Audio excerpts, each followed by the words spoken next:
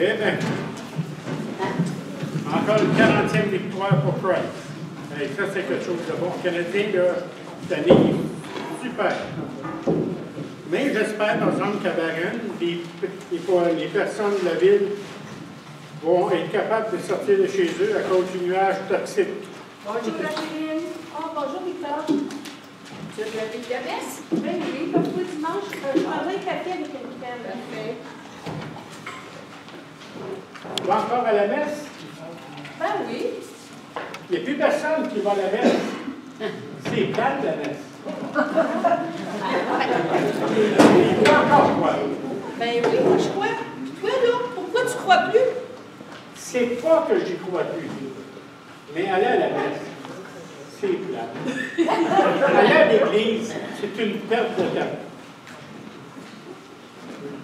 Tu trouves que donner 1 heure par semaine, toi, au bon Dieu, c'est une perte de temps? Oui. Ton curé, est-ce qu'il a fait un bon sermon cette semaine? Ben, pas pire. Mais, sais-tu, il nous a surtout parlé au prendre, là, de la situation financière de la paroisse. Hey, c'est pas rose. Non. Justement, attends un petit peu, là, dans ma sacoche, là, j'ai un semenier avec les chiffres du budget. Tiens, Mathilde. Ah, c'est bien, les curés. Ils parlent toujours d'argent, ils en veulent toujours d'argent. Non, mais écoute, là, c'est sérieux l'affaire, là. Hein? Nos placements du vieux gagné, ben, avec les années, ça a fondu. Hein? Les revenus, ben, ça baisse toujours. Et il paraîtrait même que le bingo, là, ça rapporte plus. Hein?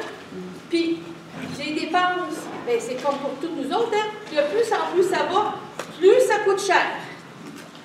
Le curé a dit qu'il faut trouver des solutions pour sauver l'Église. J'ai la solution. Le pape est riche. Que le Vatican paye. Ah, tu pas de bêtises, là, Marcel? Penses-tu que le pape vendrait la chapelle Sixtine pour venir en aide pour payer la facture de chauffage de l'église Notre-Dame de Cellulaire? Non, mais écoutez, là, on ne parle pas juste de sauver l'Église pour assurer des messes du dimanche. Hein? Il y a aussi la Saint-Vincent-de-Paul. Eux, avec leur banque alimentaire, là, ben, il y a des gens qui sont dans la misère, des pauvres gens, des démunis. Il y a aussi là, les AA, puis je pense aussi des NA, là. Eux autres, ils aident les gens là, qui sont aux prises avec des problèmes ben, de boissons, de la drogue, puis même le gambling. Mais ça permet ces rencontres-là, de ces meetings-là aux gens de s'en sortir. Oui, bien, si vous voulez mon avis, là, c'est pas avec des groupes comme ça que l'Église va s'en sortir, madame. À mon humble avis, il faudrait mettre tout ce monde-là dehors, puis rentabiliser la paroisse. Qu'est-ce que tu dis? Ce que je dis, c'est que l'Église Notre-Dame des Sept Douleurs est au cœur de Verdun, à côté d'une station de métro. N'importe quel promoteur immobilier voudrait s'en servir pour pouvoir promouvoir l'Église. Et ça ferait saliver n'importe qui d'avoir un bureau à côté du centre-ville de Verdun. Imaginez l'argent qui rentrerait. Il n'y en aurait plus de problème. Vos caisses seraient pleines.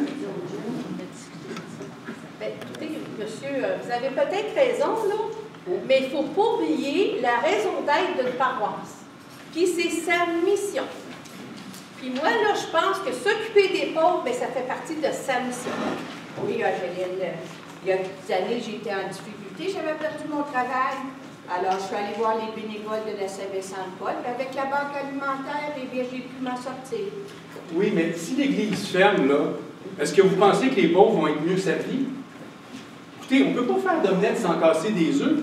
Vous ne pourrez pas vous en sortir si vous ne faites pas des changements majeurs. Ah, ben, vous avez peut-être raison, là, monsieur Desjardins. Oh, regardez! C'est Madame Nicole. Elle est mariée chez nous. Elle est au courant de la situation financière de la paroisse. On va t'appeler pour enfin en connaître un peu plus.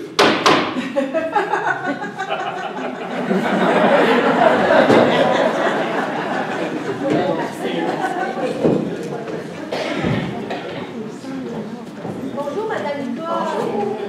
J'espère qu'on ne vous dérange pas. Écoutez, on parlait justement là, de ce que M. Curé nous disait ce matin au fond. il parlait là, de la situation financière, là, puis qu'est-ce qu'il faut en faire pour voir qu'est-ce qui est conséquences pourraient être. Ben, on ne veut pas faire peur aux gens, mais il est important que les paroissiens sachent ce qui se passe à propos de la situation. Si on tient vraiment notre Église, il faut s'en occuper. Dites-moi, madame, vous n'avez pas encore un bingo à l'Église? Oui, on a l'arrêt de bingo de BNO à la salle. Mais vous savez comme moi que les bingos, c'est plus ce que c'était à peu près comme les casinos. Les revenus qui sont partagés entre les bénéficiaires, là, ça diminue toujours tout le temps. Tout le temps, ça diminue. Alors là, nous, on se demande ce qui va arriver. Parce que l'an passé, c'est arrivé que pendant plusieurs mois, on n'a eu aucune redevance. Et ça n'ira pas s'en améliorer, je pense pas.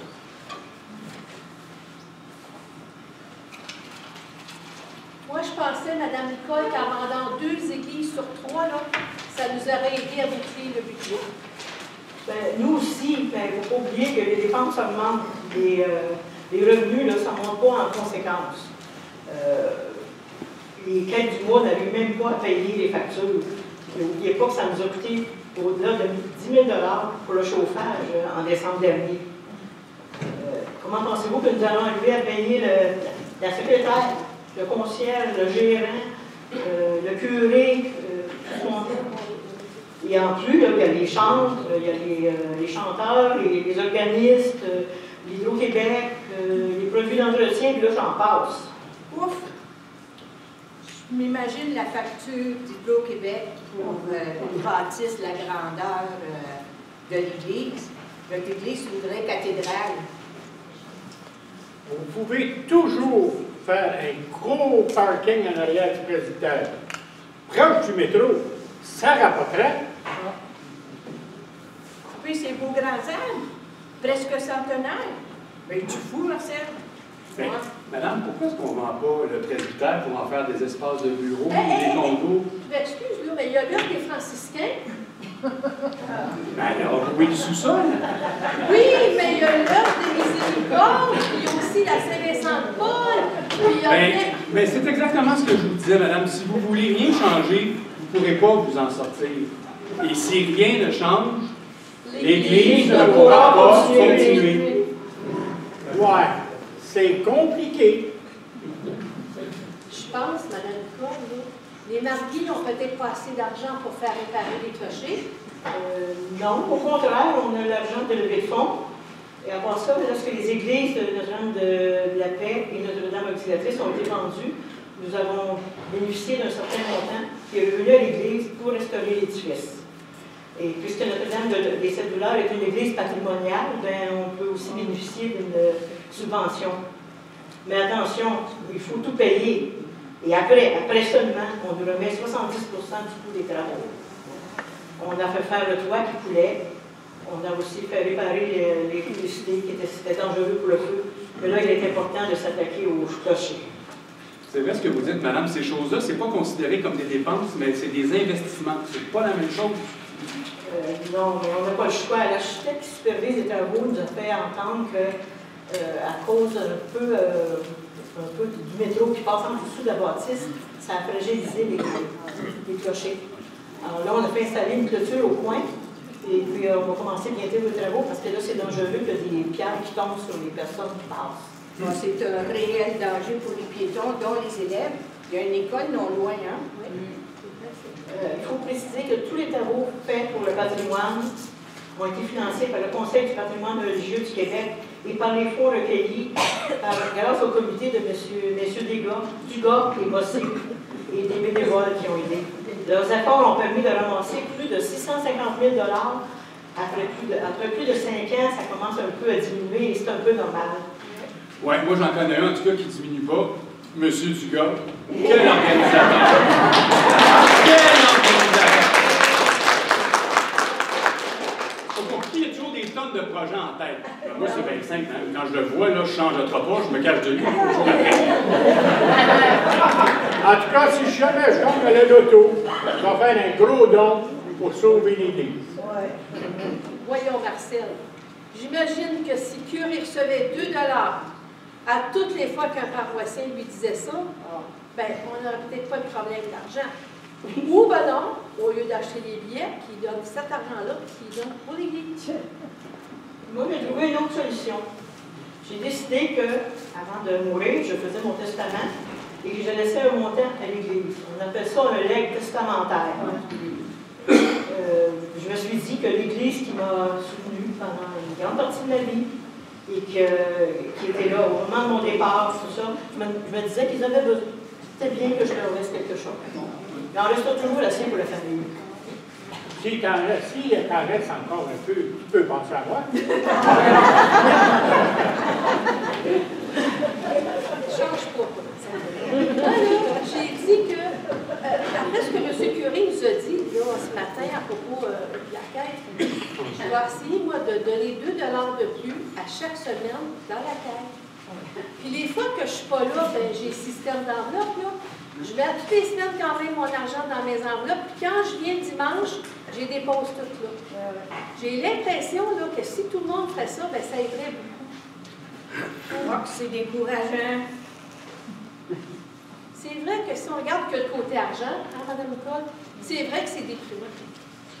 Mais il ne faut pas oublier que la paroisse, là, c'est pas juste une business, puis avec des factures à payer. On est peut-être pauvre en argent, mais on est bien riche en plusieurs autres façons. Comment ça?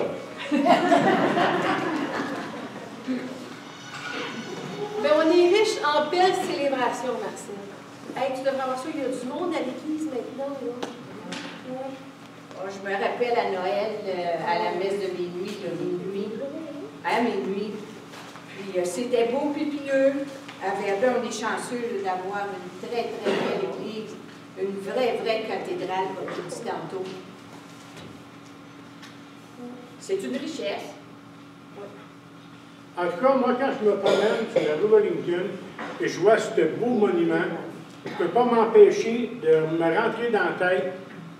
Il faut la sauver, pour la sauvegarder, parce que ça vaut la peine. Vous avez raison, monsieur. En fait, moi, j'ai remarqué que toutes les activités importantes de Verdun, là, ça gravite autour de l'église. Hein?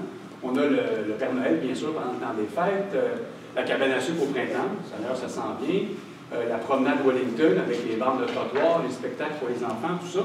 On dirait que le parvis de l'église, ça attire bien du monde. Mais je me demandais aussi, est-ce que l'arrondissement n'avait pas annoncé qu'il ferait bénéficier l'église d'une bonification financière? Oui, peut-être, mais il ne faut pas oublier que, tu sais, ça ne se passe pas juste à l'extérieur, hein? Mais aussi à l'intérieur de l'église. Hey, depuis quelques années, il y a des milliers de personnes qui sont entrées. Ils viennent admirer ses beautés. Il y en a qui rentrent pour les concerts et les spectacles. Il y en a qui viennent pour prier, ou pour trouver un moment de calme puis de repos. Hein? Puis il y en a même qui viennent pour visiter les différentes expositions. Hein? Oui, moi, mon coup de cœur, c'est l'exposition sur les anges. Oh, Moi, c'est celle sur l'histoire de la paroisse. Moi, on m'avait invité pour le lancement du centenaire du Messager de Verdun. C'était vraiment bien réussi, cette version-là. oui. Mais tout ça, là, c'est grâce à une équipe dynamique des Portes ouvertes. C'est ça, l'équipe des Portes ouvertes. Ils sont dévoués, accueillants, chaleureux. Ils sont toujours là. Ils parlent avec tout le monde. Ça, là, surtout ça, là, ça n'a pas de prix. Vous avez raison, c'est vrai que Notre-Dame des Sept Douleurs est riche de ces gens. On parle des personnes plus âgées qui sont tellement fidèles. On parle des jeunes avec leur joie, leur enthousiasme, et aussi des nouveaux arrivants qui arrivent ici avec leur culture et leur piété. Avec tout ça, je ne suis pas inquiet. Parce que la paroisse est trop vivante pour disparaître. En effet, mais c'est vrai ce qu'on dit, mais il s'agit juste de mettre notre dynamisme au service de solutions nouvelles. Avec la foi qui déplace les montagnes, ensemble, nous, paroissiens, sommes capables de relever le défi et de trouver des solutions. Ça fait 100 ans que cette paroisse existe, on est bon pour un autre 100 ans.